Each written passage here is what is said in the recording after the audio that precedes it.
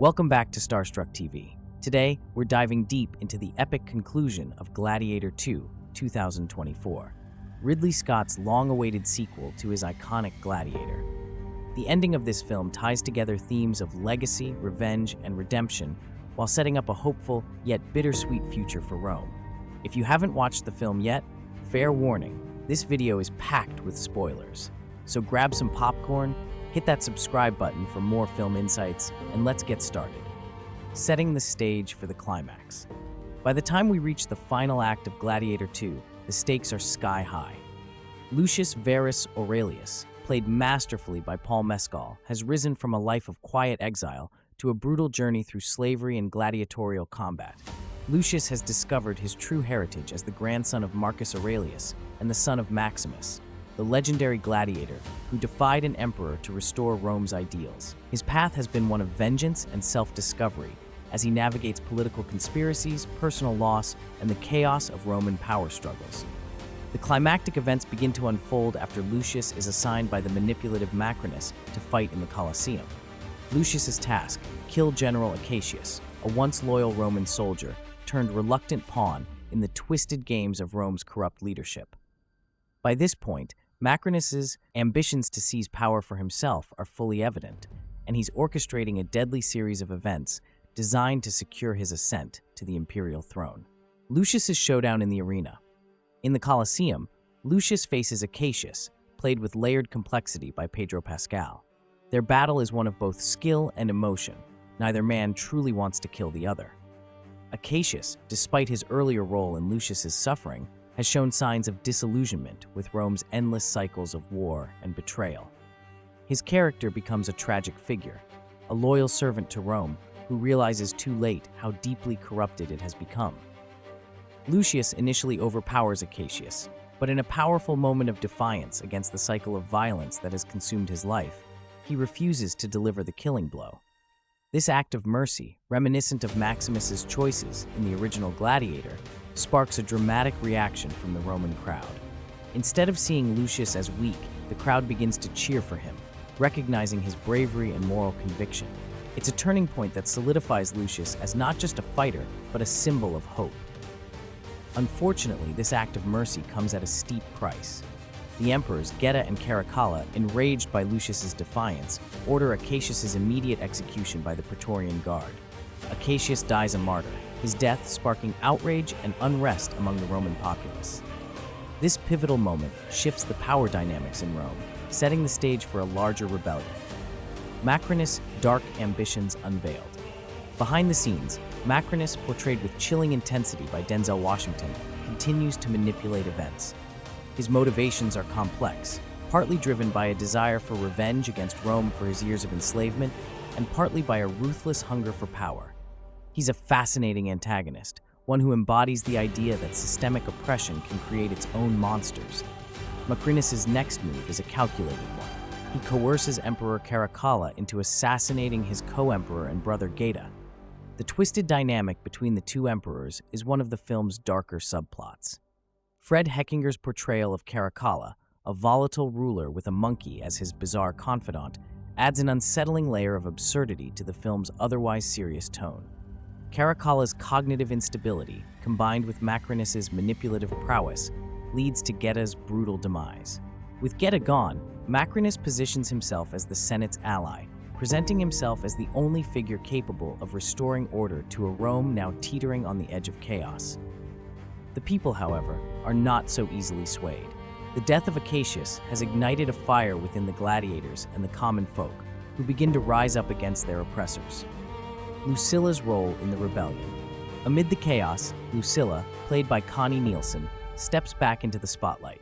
Her character, who was sidelined for much of the film, becomes instrumental in rallying support for Lucius and the cause of rebellion. Lucilla's arc is deeply emotional. She has spent years living with the guilt of sending her son into exile to protect him, only to see him endure unimaginable suffering. When Lucius confronts her after discovering his true identity, their relationship is strained.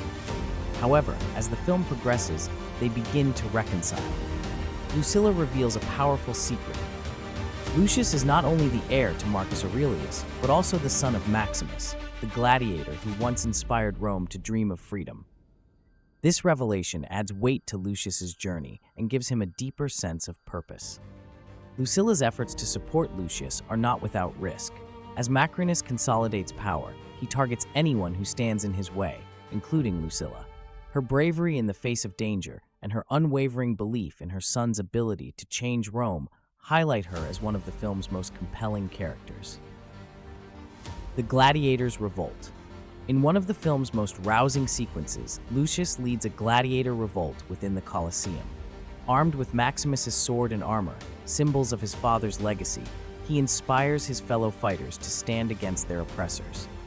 This moment is a direct homage to the original Gladiator, with Lucius channeling the same unyielding spirit that made Maximus a legend.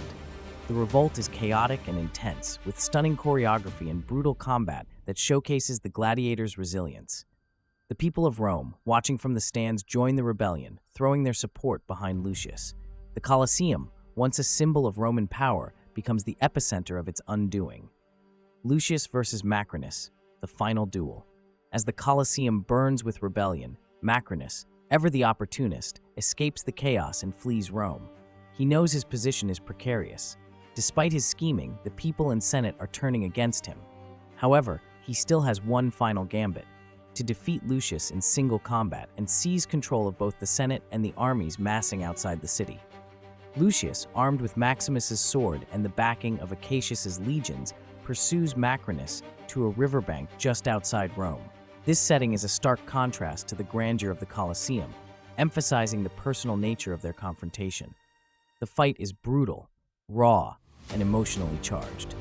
Macrinus, once a gladiator himself, matches Lucius's skill, and their battle becomes a symbolic clash between vengeance and justice. At one point, it seems Macrinus has the upper hand, nearly drowning Lucius in the river. But Lucius, drawing strength from his memories of his mother and father, rallies. In a moment that mirrors Maximus's final triumph over Commodus in the original film, Lucius summons his last reserves of strength to defeat Macrinus, stabbing him with his father's blade. The tyrant falls, his death marking the end of his reign of manipulation and cruelty. Rome's future.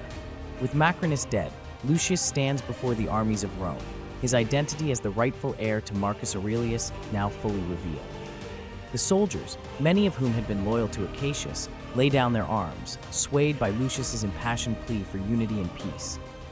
In a stirring speech, he calls for a Rome that honors the ideals of his grandfather: justice, equality, and freedom for all. This moment echoes Maximus's vision in the original Gladiator, but with a more hopeful twist. Where Maximus's journey ended in tragedy, Lucius's ends with the promise of a better future.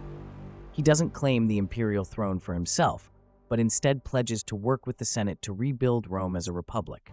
His decision underscores the film's central message: true leadership comes not from power, but from service and sacrifice. A bittersweet goodbye.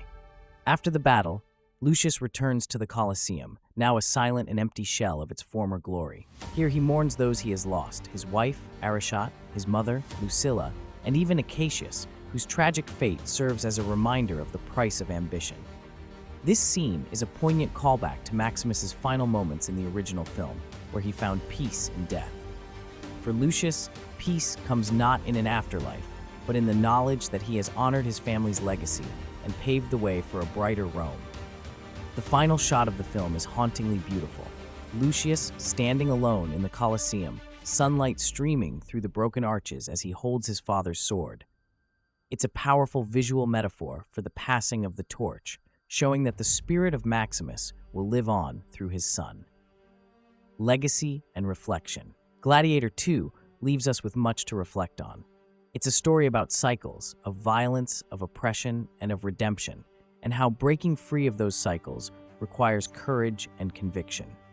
Lucius's journey is both deeply personal and profoundly universal, making him a fitting successor to Maximus. The ending also raises interesting questions about the future of Rome. Will Lucius succeed in his vision of a republic, or will the forces of corruption resurface? While the film doesn't offer clear answers, it leaves us with a sense of hope, something the original Gladiator tempered with tragedy. Final thoughts. And that's a wrap on our breakdown of Gladiator II's ending. This sequel manages to honor the original while carving out its own space as a tale of resilience and renewal. What did you think of the film's conclusion? Do you think Lucius's vision for Rome will last? Let us know in the comments below.